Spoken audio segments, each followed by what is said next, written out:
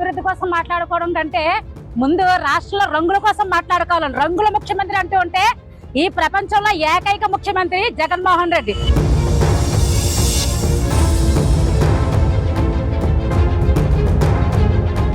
మూడు రాజధానుల పేరుతో అమరావతి అభివృద్ధిని మరిచి 1200 రోజులుగా అమరావతి రైతులు ఎన్నో వ్యయప్రయాసాలు కోర్చి వాళ్ళు 32,000 ఎకరాలు భూమి ఇస్తే ఈరోజు అమరావతిని అసలు రాజధాని అది గ్రాఫిక్స్ అని చెప్పి ఈరోజు అదే అమరావతిలో జగన్మోహన్ రెడ్డి పరిపాలన సాగిస్తా ఉన్నాడు.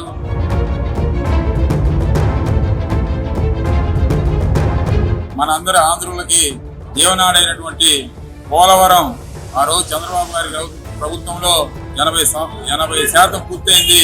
మిగతా 20% పూర్తి చేయడానికి ఈ రోజు కూడా దిక్కులేని పరిస్థితి ఏర్పడింది.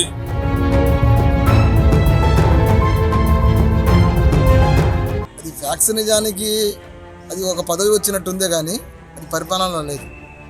ఈరోజు ఎంత దరిద్రంగా ఉందంటే పరిపాలన, ఇసుక మాఫియా కానీ, లిక్కర్ మాఫియా కానీ, ప్లస్ ఈ రియల్ ఎస్టేట్ మాఫియా కానీ ప్రతి ఒక్కటి మాఫియాలా తయారైపోయింది.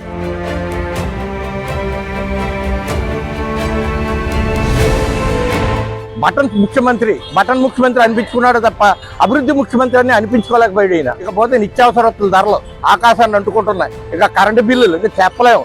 చెత్తపై ఏ రాష్ట్ర ముఖ్యమంత్రి కూడా ఇప్పటి వరకు చెత్తపై పన్నే వేయలేదు. కానీ ఈ ముఖ్యమంత్రి గారి పన్ను వేసి ప్రజలు చాలా ఇబ్బంది పాలు పెంచారు.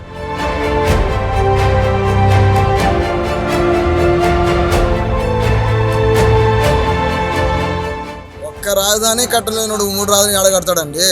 రోడ్డు మీద ఉన్న గుంతల్ని పూడ్చలేడు 3 రాజధానులు కడతాడా?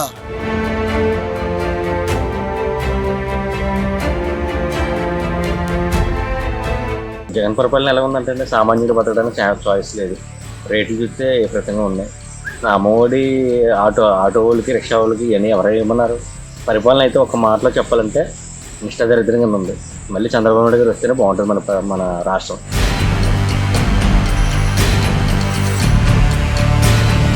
జగన్ పాలన ఎలా ఉందండి? సో దరిద్రంగా ఉందండి. వాడి పాలన వల్ల మాకు విసుకెత్తిపోతుంది.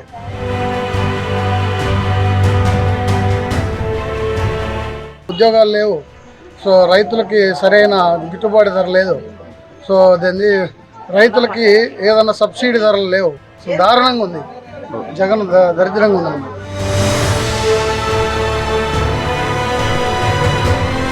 మూడు రాజధానుల మీద అభిప్రాయం అంటే ముందు ఒక రాజధాని కడితే తర్వాత 3 రాజధానుల గురించి ఆలోచించవచ్చండి. దానికైతే కానలేదు, మళ్ళీ 3 ఎక్కడ ఎందుకండి?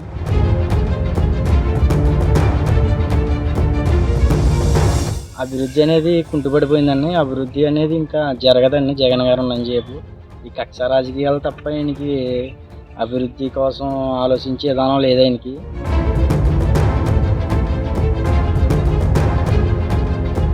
ఇలా అమర్ రాజా బ్యాటరీస్ ఉందండి.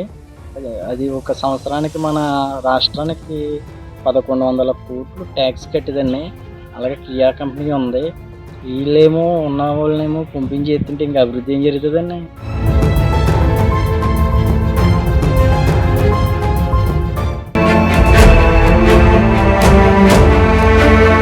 రాష్ట్ర ప్రభుత్వం జనాలకి మభ్యపెట్టడానికి తప్ప 3 రాజధానులు అభివృద్ధి చేసే ప్రసక్తి ఉండదు.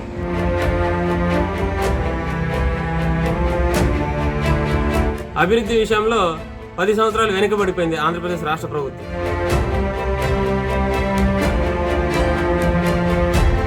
ఈ రాష్ట్ర ప్రభుత్వము రాజ్యాంగం ప్రకారంగా ఉన్న ప్రతిపక్షాలకు ఉన్న హక్కుల్ని కూడా కాలరాస్తూ, ఏదైతే హక్కులు ఉన్నాయో ఆ హక్కుల్ని కాలరాస్తూ అనేకమైన కేసులు, చర్యలు చేపట్టడం రాష్ట్ర ప్రభుత్వానికి తగింది కాదు.